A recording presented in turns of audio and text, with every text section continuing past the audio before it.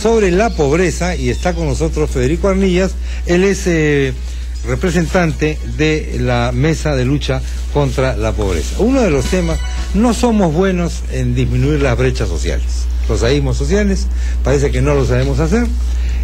Concretamente, no es solamente un caso peruano, toda América Latina destaca por ser el continente de la mayor desigualdad, y esto afecta enormemente los sentimientos, la sensibilidad, etcétera, de la gente, porque claro, dicen, el Perú tiene un crecimiento esplendoroso, de acuerdo, en ciertos sectores, cuidado con otros sectores que son más o menos invisibles, los incómodos peruanos que deben ser invisibilizados, inclusive por los propios medios de comunicación. La pregunta es, ¿qué hacemos ante esta situación, Federico? Efectivamente, una de las características que ha tenido el proceso de crecimiento que hemos tenido en los años previos es que la desigualdad en el país ha crecido.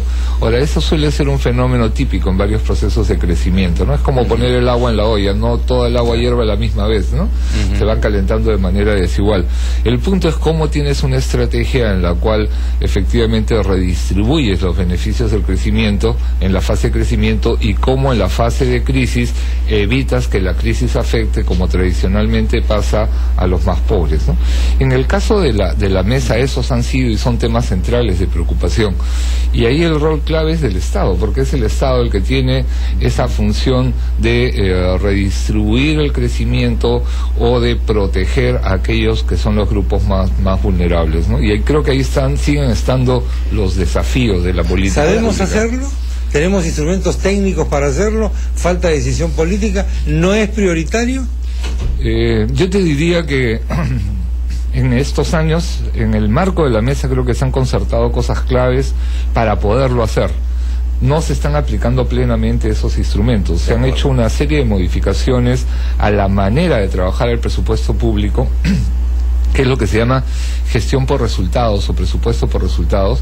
Creo que se ha logrado institucionalizar un marco legal para eso, que es un paso a favor, pero como ya he comentado, no todos los recursos se están manejando con esa orientación, ¿no? Ahora, cuando la pobreza tiene un componente transgeneracional, es decir, el hijo de pobre tiene una alta probabilidad de ser pobre, el hijo de rico tiene una alta probabilidad de vivir una vida solvente.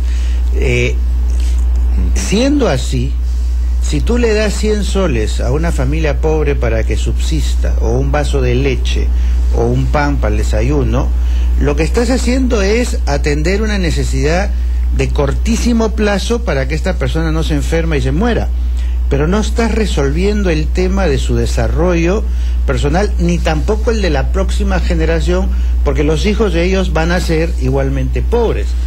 ¿Dónde colocar las estrategias que hagan romper ese círculo vicioso de la pobreza, de manera que los hijos de los pobres puedan tener la oportunidad de no ser pobres? Lo que necesitas es una mezcla, ¿no? Necesitas varios componentes, ¿no? Uno primero es, un factor clave de la pobreza es, por ejemplo, el acceso a la identidad, y tenemos un sector muy importante de nuestra población, estamos hablando más o menos del orden del 6%, que no tiene documentos de identidad, y de hecho todos los niños entre 2 años y 7 años no tienen un documento de identidad, en especial en las zonas rurales. Entonces, resolver el tema de identidad, aunque parezca muy tonto, ¿no es cierto?, muy pequeño, resulta clave, empiezas a existir legalmente. Quiere decir que ese niño, si va o no a la escuela, nadie sabe. Nadie sabe, y además no tienes, finalmente no tienes ni siquiera cómo ver la eficiencia de los programas sociales, porque no tienes identificados a tus beneficiarios, ¿no? Un segundo punto es, hay cosas que no puedes postergar, porque si las pierdes ahora son irrecuperables. El tema de la desnutrición crónica por eso es clave, o sea, capacidades que se pierden en la fase inicial de vida de la persona son finalmente recuperables. Entonces, tú tienes que tener una política de asistencia, y creo que hay que reivindicar el derecho de las personas a ser asistidas en una situación de vulnerabilidad, y simultáneamente tienes que empezar a tener políticas que desarrollen las capacidades de la gente que hoy día tienes y que te generen mercados locales. Juntos, por ejemplo, ¿no? Se habla de Juntos como un programa asistencialista, pero Juntos lo que está significando es que una serie de pueblitos del país están generando un mercado local que permite a esas familias, digamos, a esas localidades tener un dinamismo que es el que hay que potenciar. En un escenario de crisis como el que tenemos, el mercado interno es la base. Inyectar plata al bolsillo de la gente, eso es una solución de corto plazo. Ahora, esos 100 soles que se daban hace 3 años, hoy valen 80, 85, y se supone que estamos tratando de reforzar la lucha contra la pobreza. De acuerdo contigo, y esos recursos deberían incrementarse. Y simultáneamente deberías mejorar la oferta de servicios regulares del Estado, que no están llegando. Y entonces la calidad del servicio de educación y de salud debería ser sustantivo. ¿Nos debemos quedar ahí? Por supuesto que no.